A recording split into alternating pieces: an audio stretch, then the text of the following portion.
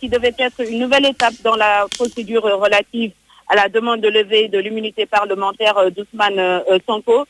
Selon les parlementaires donc de l'opposition, il y a eu violation du règlement de l'intérieur, donc du règlement intérieur de l'Assemblée nationale, puisque le président de l'Assemblée nationale a refusé de leur donner la parole lorsqu'ils ont voulu poser des questions préjudiciables dans cette affaire. Il souligne également que la commission des lois a changé certaines informations du rapport préalable transmis à l'Assemblée nationale, puisque dans le réquisitoire du procureur, il était bien mentionné contre X, et ce X ne figure plus dans le document officiel qu'ils ont reçu ce matin pour examen donc. Alors, Anna Rocha, en direct avec nous, vous avez étendu votre micro au député Cheikh Bamba Dièye que nous allons entendre avec vous. Moi, je pense que le pire des criminels doit avoir le droit à un procès équitable et à un règlement de son dossier dans la transparence et l'équité pour faire préserver ses droits. Si vous voulez attenter à la liberté d'un député en massacrant ses droits, vous ne construisez qu'une dictature et vous niez ses droits. Ces faits-là sont là disponibles. Dans le juge d'instruction n'a entendu personne. Il s'est basé sur des PV de gendarmerie, de la section de recherche, et ce sont sur ces PV où il a été clairement dit qu'ils sont à la recherche d'un X.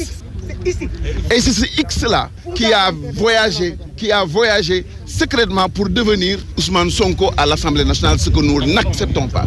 Dans le dossier, le X c'est ce X-là qui est à l'Assemblée nationale. Et ce X-là, il faut qu'ils aillent le chercher, que le juge fasse son travail. Nous ne sommes pas des juges, mais nous administrons ce qui nous revient de droit. Et on ne peut pas lever l'immunité parlementaire d'un député dans de telles conditions. Ce n'est pas acceptable. Je rappelle donc que l'opposition a boycotté la séance plénière de ce matin parce que, selon cette opposition, le président de l'Assemblée nationale a refusé de leur donner la parole aux députés de l'opposition sur des questions préjudicielles. Un peu plus tôt dans la journée, la responsable des mouvements du parti PASTEF appelait les députés à ne pas voter la demande de levée de l'immunité parlementaire d'Ousmane Sonko. Khadija Mayekor Diouf demande par ailleurs la libération de tous ses camarades arrêtés dans le cadre de l'enquête sur les manifestations de la semaine dernière. Elle était l'invitée d'RFM Matin aujourd'hui. J'invite tous les députés de la majorité, tous les députés de l'opposition, des députés non alignés, à voter contre cette levée d'immunité parlementaire du président Ousmane Sonko. Et au-delà de ça, j'interpelle le président de l'Assemblée nationale, en la personne de M. Moustapha Niasse, qui est aujourd'hui le père de l'Assemblée nationale, qui est même le grand-père et le patriarcat de l'Assemblée nationale. Avec le parcours politique qu'il a, qu'il évite aujourd'hui de finir sa carrière politique avec une tache noire qui risque de faire rentrer le Sénégal dans une situation qui n'est pas souhaitable. Nous réclamons la libération de ces otages politiques parce qu'on dépasse maintenant le cadre de détenus. Ce sont des otages politiques qui veulent être utilisés pour réduire l'élan des jeunes, l'élan des patriotes qui aujourd'hui ont décidé de se battre pour le Sénégal. Donc, nous demandons à la justice de ne pas être instrumentalisée dans des dossiers politiques. Nous demandons de la manière la plus forte et la plus ferme qu'on arrête aujourd'hui d'essayer de détruire des gens à des fins politiques. Ce sont des Sénégalais qui ont le droit aujourd'hui d'avoir une appartenance politique qui est différente de celle partie au pouvoir. Il faut qu'on soit dans un pays où la justice joue son rôle, où que les opposants puissent aujourd'hui s'opposer de fort belle manière. Dans cette affaire, les choses semblent s'accélérer de jour en jour. Les dernières nouvelles de l'enquête avec vous, Babacar Fall, en direct dans ce studio. Alors, les dernières nouvelles, d'abord l'administrateur du parti, Biram Souley Diop, qui serait recherché, activement recherché par la police parce qu'il est convoqué pour les besoins de l'enquête. Vous savez, lui, son épouse est entre les mains de la division des investigations des investigations criminelles de la police depuis quelques jours.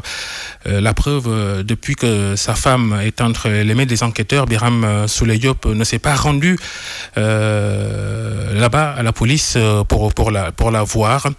De quoi s'agit-il? Il s'agit de cette carte SIM, cette puce téléphonique avec laquelle des menaces ont été envoyées à des autorités, que la femme de Biram Souleye Diop serait impliquée.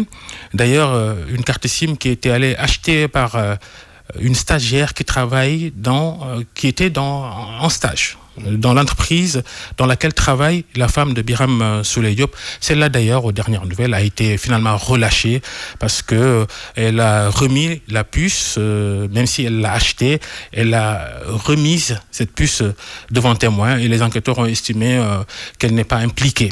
Alors, la femme de Biram Souleye Diop reste toujours entre les mains de la division des investigations criminelles. Du côté de Pastef, on dit n'être pas au courant d'une convocation de Biram Souleye Diop. Une source très proche du dossier nous a confirmé il y a quelques secondes, qu'effectivement la police a convoqué Biram Souleye Diop, mais elle ne parvient toujours pas à mettre la main sur lui. Merci Babacar Fall qui était en direct dans ce journal. Autre source très